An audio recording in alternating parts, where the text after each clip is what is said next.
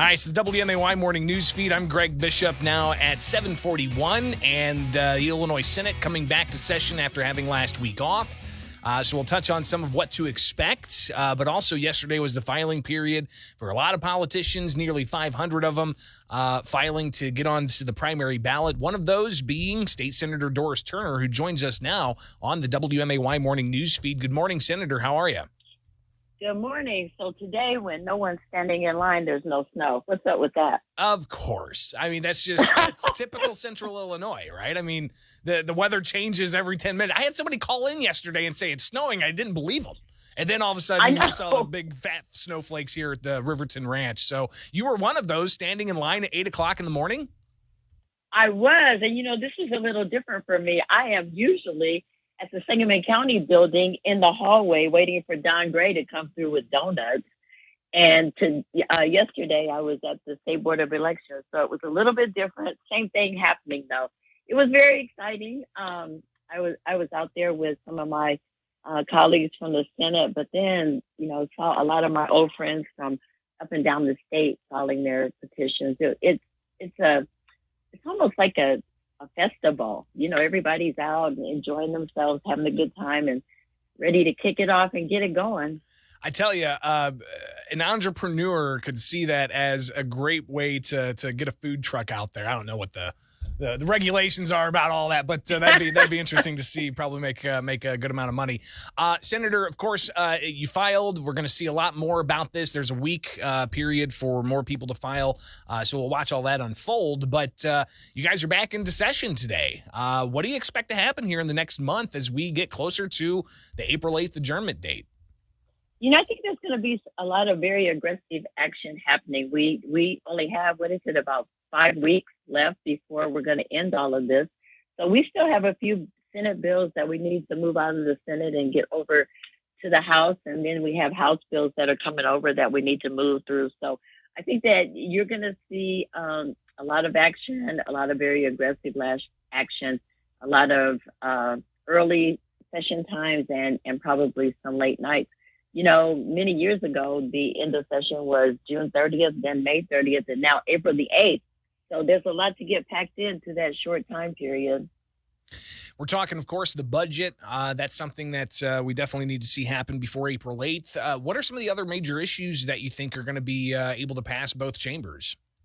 I think, of course, the budget, you're right. That's, we have to get that done. And I think that we have a lot of great things in that budget that we'll be able to go out and talk about that will definitely have a very positive impact on the state of Illinois and all of our constituencies. I think there's some education things that are going to be making their way through. I think that you're not going to see anything that's very controversial, but oftentimes, either side of the chamber can make something that's pretty mundane become controversial. So who knows? It is an election year, Senator, so I anticipate some of that to happen for sure. But of course, with the election, I will tell you, there's nothing like watching something that's pretty mundane, and then when you see Darren Bailey rise with his paper, it's about to happen. Something's about to happen, right? State Senator Doris Turner with us on the WMAY morning news feed. Of course, last week we had the indictment of former House Speaker Michael Madigan and what federal prosecutors are calling the Madigan Enterprise. What's your reaction to that? And is enough being done to address some of the environment that some say has allowed for what Madigan's accused of doing to take place? Well, the Republicans have had the Madigan boogeyman for years and years and years and years and years. So we've been hearing a lot about this over the course of a very long time. I have not delved really deep down into the indictment and what it says, just, from a very, very high view. I think that this is something that we're going to hear a whole lot about over the next probably years. I don't think this is anything that's going to move quickly.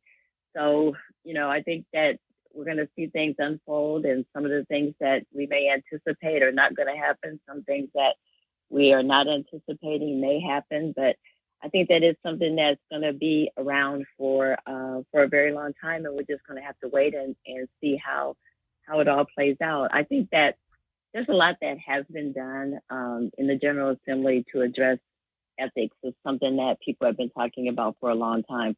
There was an ethics package that was passed last session, but it's an issue that people feel like they can latch onto and use it for political gain and political theater. So I think no matter what we do in the General Assembly, you're always going to have people that are going to say it's not enough.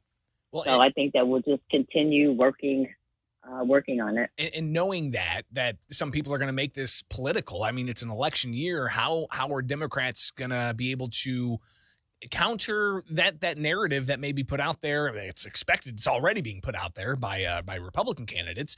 How do Democrats combat that? I will tell you, I believe that as Democrats, we have a good story to tell. We have a good story to tell about the way that we have addressed the virus epidemic that it paralyzed us for 2 years. I think we have a great story to tell about the way that we have addressed the horrific mess that was left with us by Governor Rauner. I think we have a good story to tell about how we're moving forward with the economy and what we're doing to impact working people throughout this entire state. So I think we have a story to tell, and we just have to stay focused and tell our story. And I think that it's one that will resonate with people up and down the state.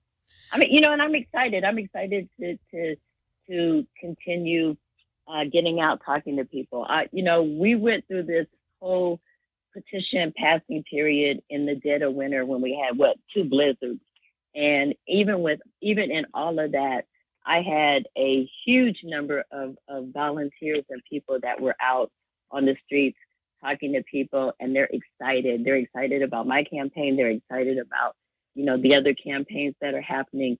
And so, I'm excited to get out and continue to talk and tell that story. State Senator Doris Turner, that's all the time we've got for today. We'll see you down there at the State House as you guys are back in session this week, marching towards the adjournment of April 8th. So we'll watch closely and see all that happens. Appreciate your time this morning. Looking forward to seeing you. It is the WMAY Morning News Feed now at